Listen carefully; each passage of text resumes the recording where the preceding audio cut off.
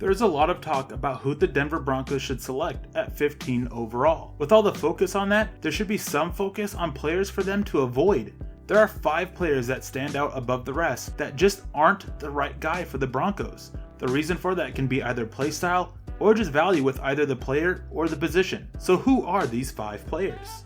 The first player is Austin Jackson, an offensive tackle out of USC. He's a good athlete, but his technique and power just aren't quite there for the NFL, so time will be needed to get him up to NFL standards. While he is a first-round talent, pick 15 is just a bit rich for the player. This is one option that would move up in value if the Broncos moved down from 15 to somewhere in the 20s.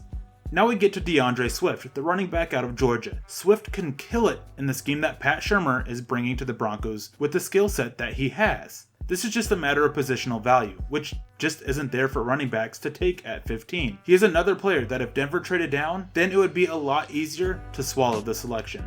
Tyler Biadasz, the center out of Wisconsin, is next up on my list. He is physical, smart, and a solid mover, but is he maxed out already? That is the big question. This is about player value and positional value. Center just doesn't have the value of being the pick at 15 unless they are extraordinary, and there just isn't a center of that caliber this year. Plus, this center is falling in terms of just individual value.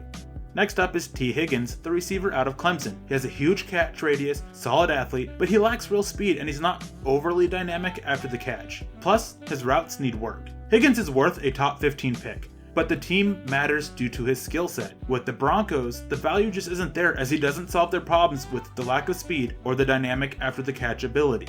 The last player is Grant Delpit, the safety out of LSU, who is the only defender to make this list. He's a great athlete, great in coverage, and has good ball hawking ability, but he's a lousy tackler. Denver also doesn't have a need for a safety, with Justin Simmons coming back, at the very least, on the franchise tag. Plus, his tackling issues make him a questionable fit even if there was a need for safety.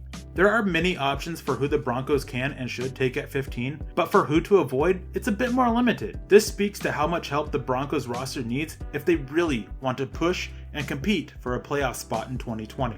For Mile High Huddle and Sports Illustrated, I'm Eric Trickle.